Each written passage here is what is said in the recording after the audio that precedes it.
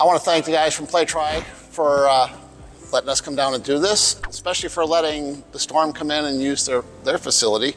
You guys know who I am. My name's John Slocum. I'm a coach here in town. I own a company called jscoachingsystems.com. So what we're going to talk about tonight is changing a flat tire.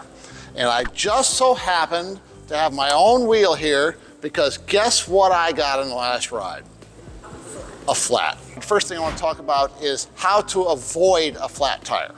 Because the best way to fix a flat tire is to not have a flat tire. So the first thing I want to tell you about is the tire itself.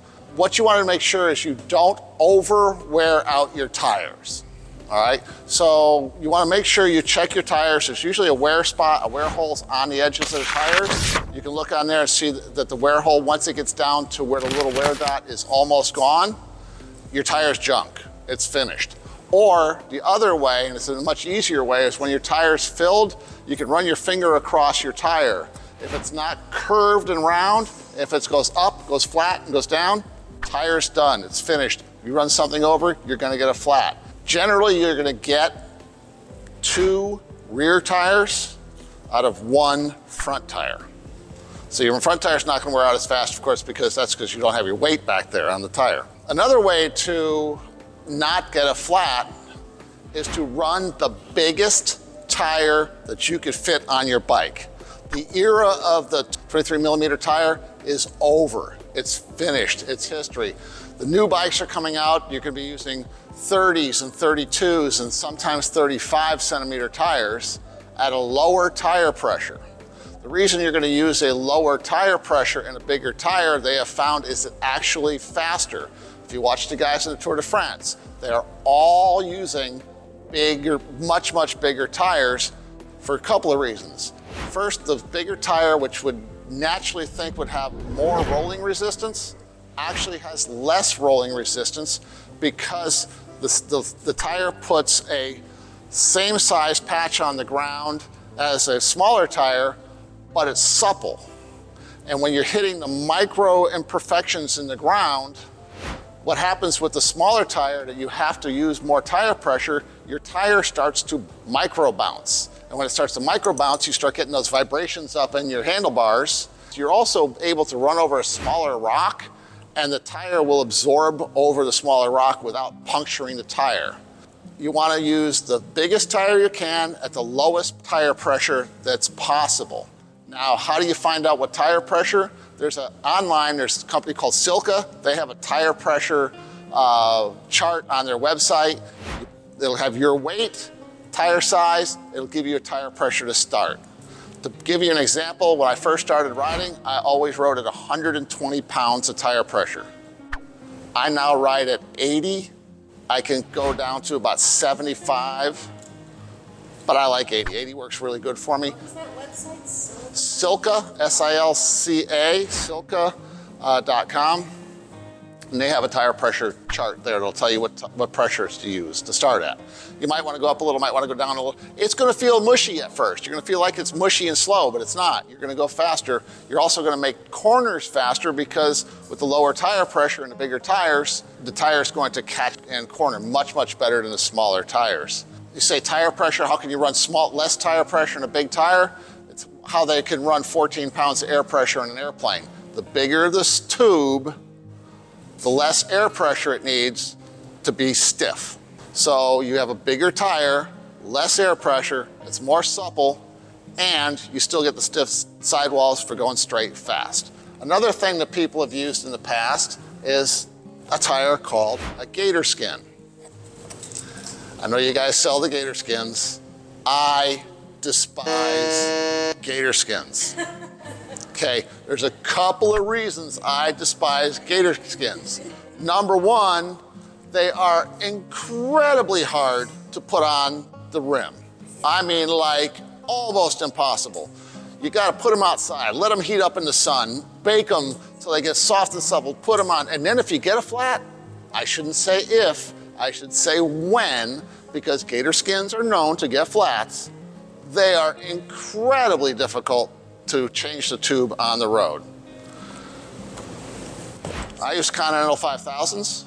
Continental 5000s. These were developed about 18 to 20 years ago. They're still 18 to 20 year ago technology. They were needed at that time because the racing tires were not very puncture resistant. They were really, really soft. You saw punctures all the time. So that technology is kind of out passe. The 5000s, I love them. This 5000 I put on before Chattanooga, about a month and a half before Chattanooga last year, so I've been riding it for 13 months. I've got about 3,000 miles on it, and it's still just fine. So they last a long time. They handle much, much better. They stick to the pavement much, much better. And there's a website you can go on and see puncture resistance of all the tires. This is rated like a 0.07 puncture resistance, and this is rated like a 0.065 puncture resistance. These Continentals give you just about the same puncture resistance as a Gatorskin, and they ride faster and better. So also, if you pick these up, you can feel the weight difference. All right, the next thing I want to talk to you guys about is inner tubes themselves. There are 3 different types of inner tubes on the market. Everybody uses the black rubber inner tube, right? Anybody here not? 2, 3. 3 different types of inner tubes and tubeless. Those are the 4 different setups you're gonna see out there. Occasionally you'll see a tubular still, but forget those, they're out of the picture. So why don't I talk to you guys about the 3 different types of tubes. The first one is the regular black butyl tube that everybody uses. Been around since the time of pneumatic tires. Old technology. They work. They're puncture resistant. They're forgiving when you put them on if you're changing it out, you can kind of mess with them a little bit and it's not going to kill them. The second type, and this is the type I use, is a latex tube. And the latex tube is much, much lighter.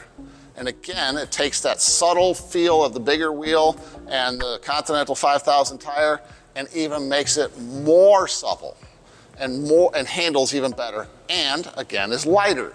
You're gonna have less rolling resistance with these because they are going to absorb the bumps again better.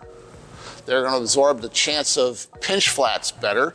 Everything is much softer. When I started riding these, I thought I had a flat, but I didn't have a flat. I had nice, soft, supple tubes that flexed into the turns, stuck to the ground. Great, great item. As close as you can get to tubeless and still have a tube.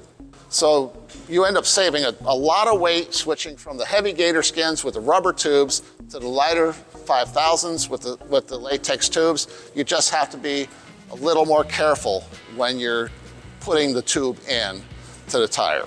The third style, and we don't have any here, are TPU. That's something brand new that's out. TPU tubes are lighter, again, than the latex tubes, but are as puncture resistant as the rubber tubes. But you take the cost of the latex tube and the cost of the rubber tube, put them together, and it's what one TPU is gonna cost you.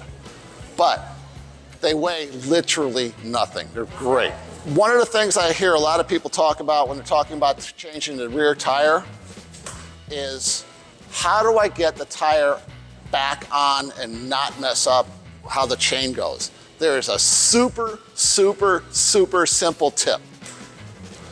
Take your phone out, take a picture, put your phone back in, take it apart. When you put it back together, you can reference your phone to get the chain running in the right path through the... Question, when your bike, you're out on the road and everything, you don't have these handy dandy things to put it up, or you're on the ground, are you gonna... How I do it is I basically take and work it from back here. I'll pick the bike up with my shoulder and take the tire off this way, and then set it down, not putting your derailleur on the ground, set it down. You don't want to end up bending that, and then you got to make the phone call for somebody to come get you anyway. But there's 2 different types. There's disc brakes, there's rim brakes.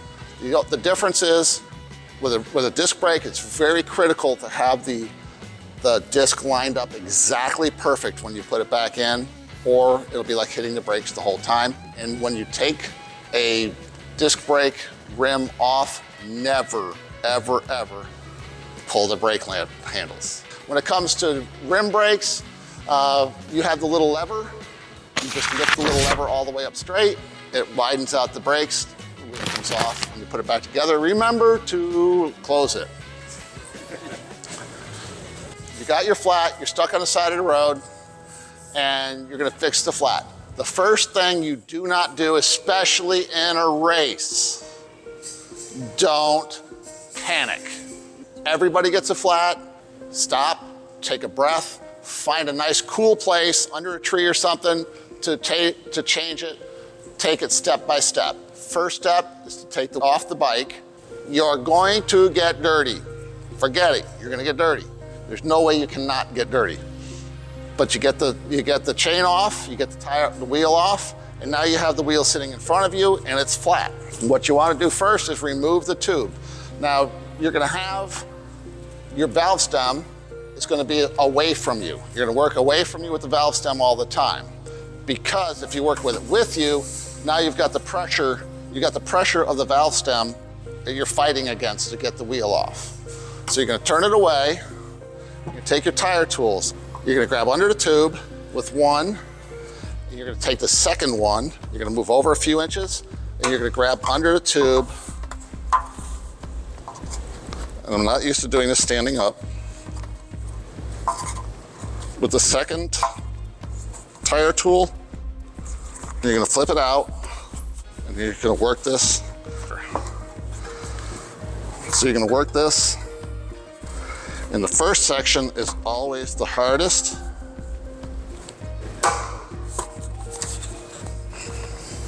And I'm going to be covered with powder before we're done.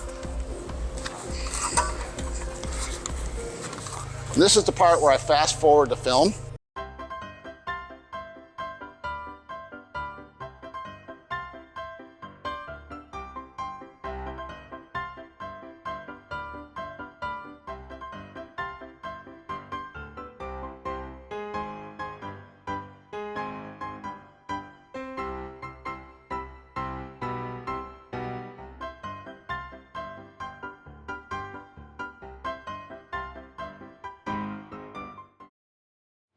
So we're gonna pop it off here, and it'll come off all the way around. Once you get it broke loose,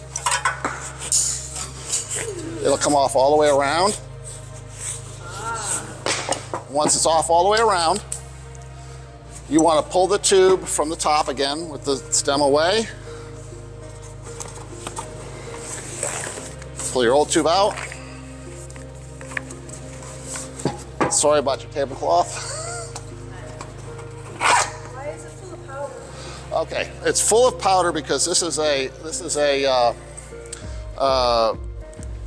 latex tube, and one of the ways to help put a latex tube in and keep any tube, actually, you can use powder with any tube. It'll help keep the tube nice and smooth inside. It'll make it easier to manipulate everything. It's soft and slippery. I have to use an extension. Make sure you have an extension tool with you in your bag if you have deep rims and you have to use extensions. So you take the extension out, install it on the new tire, You don't just buy tires with the long extension? I haven't found the latex with the longer. I have a rainbow one. You got a rainbow one? I have a rainbow. Yeah, normally You like need a ribs, special tool to do that. 8 is about as long as they get. And if you have a real deep dish like that, you need 80 only gives Can you, when you put the extension on there, how did you, what's that little? Yeah, what's that? This is a little tool. Like I say, it's a tool. This one's got a valve stem remover on it. It's got the little tool to tighten the extension. All right. So once you get yourself set up, you want to take and put some air in the tube. What kind of powder do you use? Baby powder. Okay. So again, you're going to work. What's that? Put a little air in the tire. It makes it so the tire fills the rim a little bit and keeps it from pinching. At this point, you want to reach inside and you want to feel all the way around to make sure there's not something poking through. All right, so you want to start out putting your. All right, now, what you want to do now is you want to make sure you put the tube all the way inside the tire. There's a little trick that I learned, and I didn't know it forever, and I now know it, and I will teach it forever. Every single rim is indented, okay? They're not flat, they're indented. And one of the things about that indentation is when you put the tube in with a little bit of air, you could push it into that little cavern inside. So you want to make sure you get that in there so you don't see, and this is one of the reasons why the latex tubes and the TPU tubes are colored, is so you can make sure you don't get the pinch. You know, you don't pinch it with the tools. You can see that you got your tube all the way in. And I'll show you once I get it in. It's like an elastic band. Okay, if you look in here, you can see where I've gotten the tube all the way inside that groove inside the tire. See, it's in there. Every single tube, every single rim has that little valley. And if you get your tube inside of there, So it's the rim that has has the valley, right? If you get your tube inside of there, you're going to have much less chance of popping it or pinching it when you put the tire back on. Again, now we're going to work again with our valve away, and we're going to start putting the tire back on at that point where you have the valve. Again, start at the valve, and you should be able to get it pretty much all the way around. And if I'm lucky, I'll be able to get it on.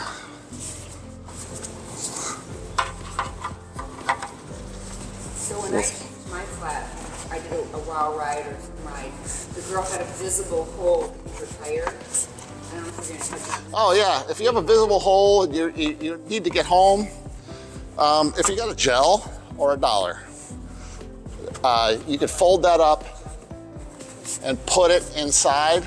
I always carried like a little piece of tire tread. Yeah, you can use a little piece of inner tube. So what I found with the dollar method, make sure it's like a 10 or a 20. And So your tire guy, we'll come help you fix your tire.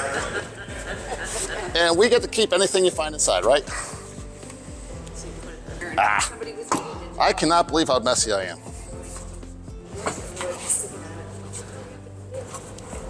It should be more subtle than, you know.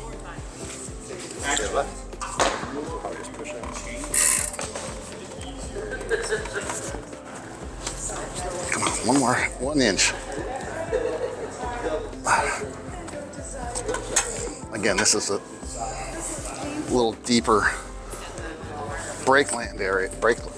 For demonstration purposes, I probably should have brought an old aluminum rim. That's what he just said. Hey, you know one good thing about this, so this is it. This is about as bad as it gets. Yes, this is, there it goes. Hey, we got it. And at that point, Yeah, I just we got the rim back on. As you can see, tire back in reverse. I was you so want to proud of take, myself when I did everything, and I did it. And then I was like, what you want to do is you want to take your CO2 cartridge, or if you have a pump and you want to put a little bit of pressure in, not a ton, right off the bat. You want to put a little bit of air in. You want to make sure that you kind of move it around a little bit, and you want to make sure you get it all lined up, make sure it's in there good, no problems. And you want to go ahead and fill the rest of the tire up.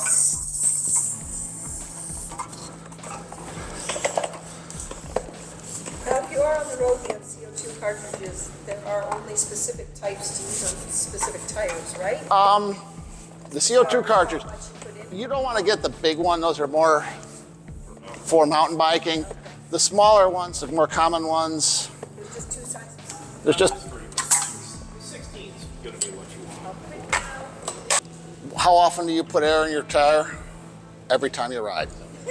Every single time you ride, you want to pump your tire pressures up to the same pressure each and every time. The reason for that it's consistent. You want to be consistent. Pinch flats, yes, pinch flats. You pump it up to 100 and you ride 3 times and you're at 35, but it's fine. It still feels good.